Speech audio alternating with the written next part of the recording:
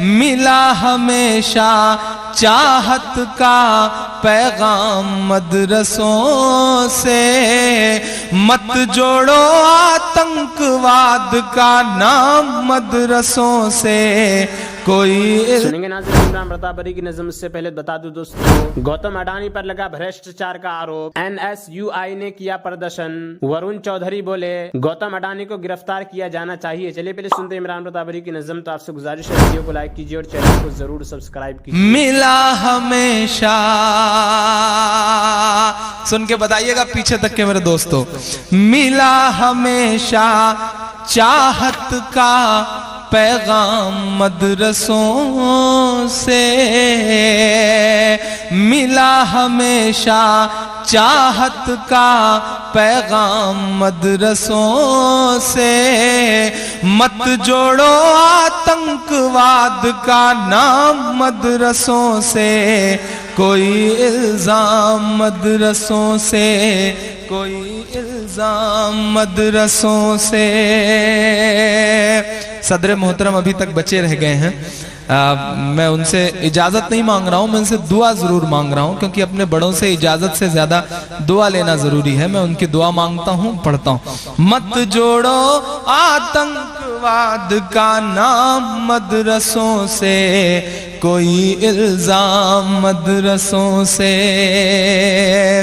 یہاں قرآن پاک کی ہر لمحہ ہے تلاوت ہوتی، یہاں قرآن پاک کی ہر لمحہ ہے تلاوت ہوتی، ذرے ذرے میں ہمدردی اور محبت ہوتی، اور محبت ہوتی۔ میرا ایمان بولتا ہے کہ کبھی نہیں ہو سکتا قتل عام مدرسوں سے، مت جوڑو آتنکواد کا نام مدرسوں سے، کوئی الزام مدرسوں سے، کوئی الزام مدرسوں سے، چاہے شیخ الہند ہو یا فضل حق خیر آبادی، میں محض کچھ 100 کلومیٹر کی دوری پہ کھڑا ہوں دلی سے، میں پڑھتا ہوں، چاہے شیخ الہند ہو یا فضل حق خیر آبادی، جنگ آزادی میں سب نے اپنی جان لڑا دی، اپنی جان لڑا دی۔ دلی والوں، ملا تمہیں آزادی کا انعام مدرسوں سے، مت جوڑو آتنکواد کا نام مدرسوں سے، کوئی الزام مدرسوں سے، کوئی الزام مدرسوں سے۔ آج سے عمران ایک منٹ ذرا سا میں آپ کا چاہوں گا، اصل میں یہ سب میرے اپنے لوگ ہیں اور ان سے یہ بات مجھے کہنی ہے کہ جب آپ نے فرمائش کر کے عمران کو روکا ہے، دیکھیے جیسے اور شاعر سب چلے گئے اپنی اپنی مجبوریاں بتا کے، عمران بھی جا سکتے تھے، لیکن یہ میرے چھوٹے بھائی ہیں۔ میں نے جب ان سے کہا تو انہوں نے کہا ندیم بھائی آپ کی بات کو میں اب ٹال ہی نہیں سکتا ہوں، اب تو رکنا ہی رکنا ہے، آپ نے کہا ہے کہ ابھی آپ کو پڑھنا ہے۔ تو جب میری بات پر انہوں نے لبیک کہتے ہوئے یہ رک گئے تو اب آپ کی ذمہ داری بن جاتی ہے کہ بالکل اس طرح سے آپ تازہ ہو جائیے جیسے مشاعرہ ابھی شروع ہوا ہے، تب تو واقعی آپ انصاف کریں گے عمران پرتاپ گڑھی کے ساتھ، ورنہ کوئی مطلب نہیں ہے، فرمائش کرنے کا کوئی مطلب نہیں ہے۔ آپ نے فرمائش کی ہے تو آپ کی ذمہ داری ہے کہ آپ ایسے بالکل تازہ ہو جائیے جیسے مشاعرہ ابھی شروع ہوا ہے۔ ندیم اچھا بھائی زندہ بھی ہیں، یہ بہت محبتوں والے لوگ ہیں، مجھے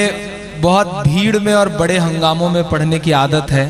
لیکن آپ کی محبتوں کے آگے ایسا لگا کہ آپ قطرہ بھر پلائیں گے تو وہ سمندر۔ دوستو عمران پرتاپ گڑھی کی نظم سننے کے بعد آپ اپنی رائے میں کیا کرنا چاہتے ہیں وہ نیچے کمنٹ باکس میں ضرور بتائیں۔ حضرت انس رضی اللہ عنہ روایت کرتے ہیں کہ رسول اللہ صلی اللہ علیہ وسلم نے ارشاد فرمایا، میں جنت میں داخل ہوا تو میں نے جنت کے دونوں طرف 3 سطحیں سونے کے پانی سے لکھی ہوئی دیکھی۔ پہلے سطر لا الہ الا اللہ محمد رسول اللہ، دوسری سطر جو ہم نے آگے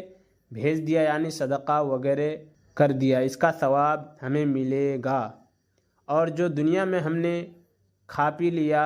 اس کا ہم نے نفع اٹھایا، اور جو کچھ ہم چھوڑ آئے اس میں ہمیں نقصان ہوا۔ تیسری سطر امت گنہگار ہے اور رب بخشنے والا ہے۔ حضرت جابر بن عبداللہ رضی اللہ عنہ روایت کرتے ہیں کہ میں نے رسول اللہ صلی اللہ علیہ وسلم کو ارشاد فرماتے ہوئے سنا، جو شخص اللہ تعالیٰ سے اس حال میں ملے کہ اس کے ساتھ کسی کو شریک نہ ٹھہراتا ہو وہ جنت میں داخل ہوگا، اور جو شخص اللہ تعالیٰ سے اس حال میں ملے کہ وہ اس کے ساتھ کسی کو شریک ٹھہراتا ہو وہ دوزخ میں داخل ہوگا۔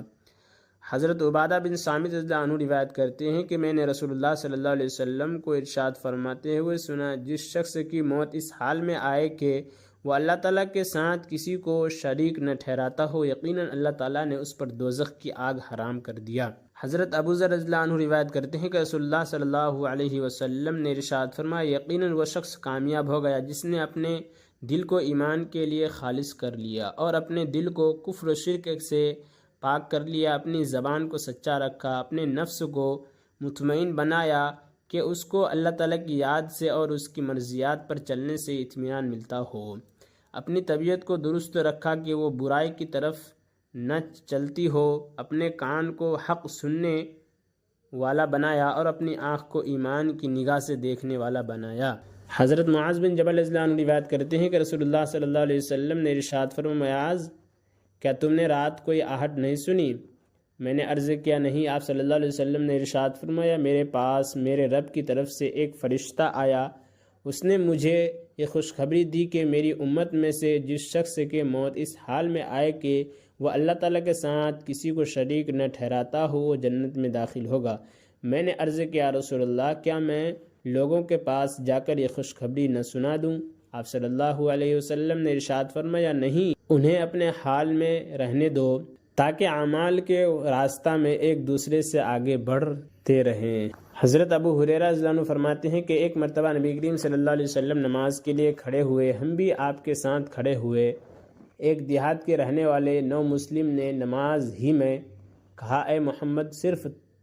مجھ پر اور محمد صلی اللہ علیہ وسلم رحم کر، میرے ساتھ کسی اور پر رحم نہ کر۔ جب آپ نے سلام پھیرا تو اس دیہات کے رہنے والے سے فرمایا، تم نے بڑی وسیع چیز کو تنگ کر دیا، گھبراؤ نہیں، رحمت تو اتنی ہے کہ سب پر چھا جائے، پھر بھی تنگ نہ ہو، تم ہی اسے تنگ سمجھ رہے ہو۔ حضرت ابو ہریرہ رضی اللہ عنہ روایت کرتے ہیں کہ نبی کریم صلی اللہ علیہ وسلم نے ارشاد فرمایا، اس ذات کی قسم جس کے قبضے میں محمد صلی اللہ علیہ وسلم کی جان ہے، اس امت میں کوئی شخص یہودی یا عیسائی ایسا نہیں جو میری نبوت کی خبر سنے پھر اس دین پر ایمان نہ لائے جس کو دے کر مجھے بھیجا گیا ہے، اور اسی حال میں پر مر جائے تو یقیناً وہ دوزخیوں میں۔ اور عمران پرتاپ گڑھی سے جڑی خبروں اور نظموں کے لیے ہمارے اس چینل کو ضرور سبسکرائب کریں۔ ملتے ہیں کسی اور ویڈیو میں سے نئی نظم اور نئی خبروں کے ساتھ، تو جب تک کے لیے دیجیے مجھے اجازت اور رکھیے اپنا خیال۔ آپ دیکھ رہے تھے سنہرے لفظ اور میں آپ کے ساتھ محمد ثاقب۔ السلام علیکم ورحمۃ اللہ وبرکاتہ۔